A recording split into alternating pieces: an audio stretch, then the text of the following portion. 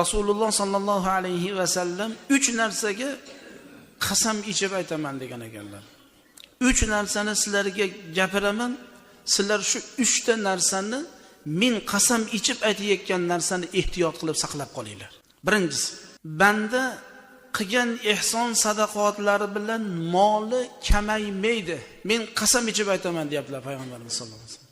Qilgan ehsoniga sadaqasini berayotgan bo'lsa, bergan ehsoni kamayib qolmasligiga men qasam ichaman deyaptilar. E'tibor beringda. Demak, oilaga, bola chaqaga, qavmi qarindoshga inson hadiya ehson qilayotgan bo'lsa, meni pulim tugab qolyapti demasin, tugamaydi ekan.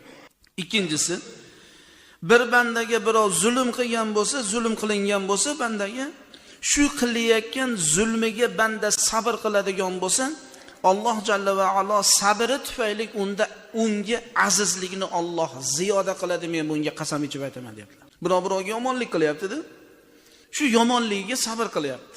Alloh ko'rib turibdi, Alloh bilib turibdi. Men haqligimni Alloh biladi. Men bunga aytganimni o'zimni oq qila olmayman, o'zimni izhor qila olmayman deb Allohga nima qilyapti?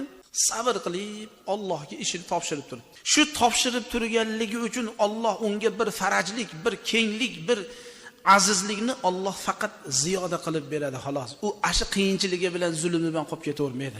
Shu insonda azizligi ziyoda bo'lishligiga men qasam ichaman deyaptilar-da payg'ambarimiz sollallohu alayhi vasallam.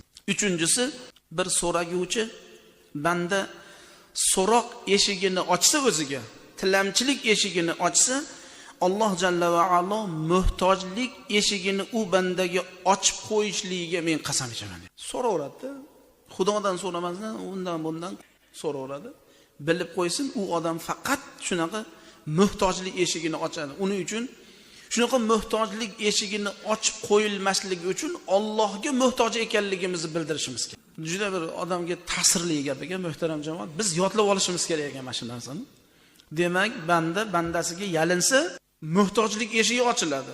Bandasiga yalinishni o'rniga sajdaga shunday joy namoziga peshanangizni qo'yib Subhana robbiyal a'la deb Allohga yig'lab, Qur'on o'qib, istig'for aytib, salovat aytib, ey Alloh, mendagi shu mashaqqat, muammo, qiyinchilikni ketkiz desak, Alloh bizga berar ekan. Xudoyim o'zi hammamizni duolarimizni ijobat qilsin. O'zidan o'zgaga muhtoj qilmasin. Faqat o'zi bilan ishlarimiz, muammolar yakun topishligini Xudodan so'rashligimiz kerak ekan. Amin. Parvardigor, hammamizni ham ibodatlarimizni, qabul duolarimizni ijobat qilgin.